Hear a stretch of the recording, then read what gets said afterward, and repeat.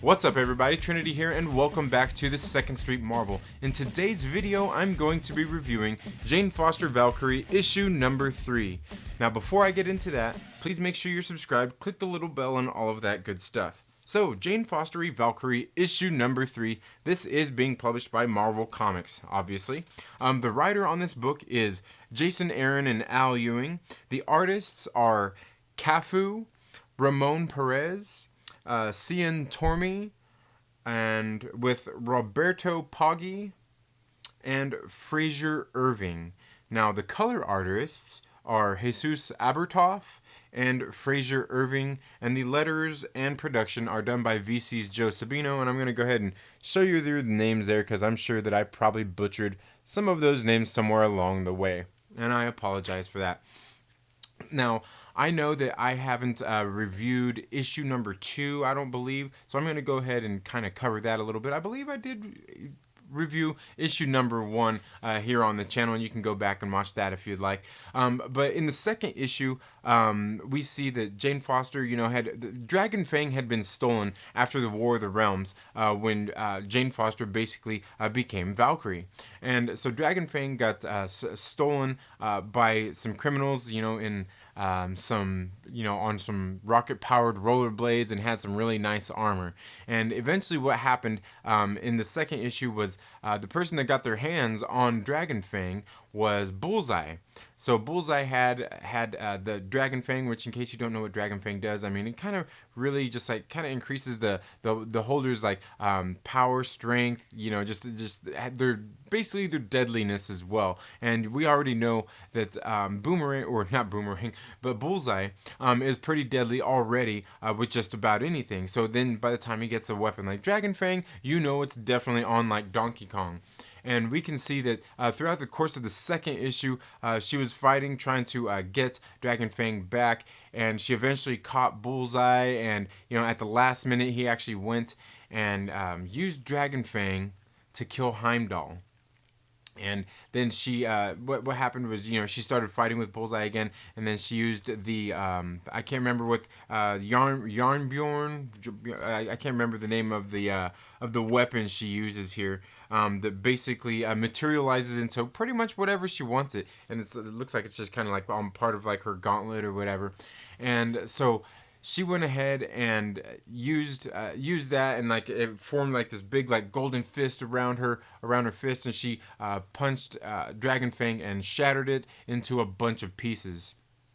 And so basically what happened at the end of issue 2 was Heimdall was killed. So she, being the Valkyrie, she is basically there to deliver him to the afterlife. And so that's what we start to see in this third issue right here. Was this one was actually had a lot of action in it, and I thought that was a pretty good thing. We get plenty of and it was good action as well. Like I said in issue number 1, I thought it was borderline silly. Like some of the things just happen through happenstance, and then just like the thought of the guys on rollerblades with some armor, and they steal the weapons, and it just seemed a little bit silly. Issue 2 got a little bit more serious, as we did see there was some repercussions to it. Heimdall was killed, but Heimdall was killed. I mean, that's pretty much what came out of that series. And Jane Foster did get Bullseye. So then in this issue, we see that she's taking Heimdall into the afterlife, taking him to where he wanted to go when he died, because he's pretty much seen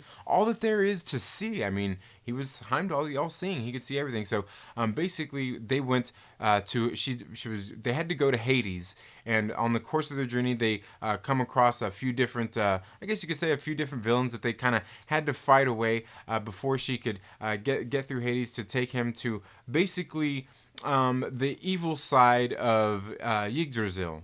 Right, the tree of life, basically. And so there's like a bad version of it, and so they had to go fly through this portal. It was kind of crazy, and she took him basically to this place. And this is the art in this book was actually really good. I'll show you guys some of the art here. This is like the centerfold here of of the book. I mean, the art in this book is actually pretty good.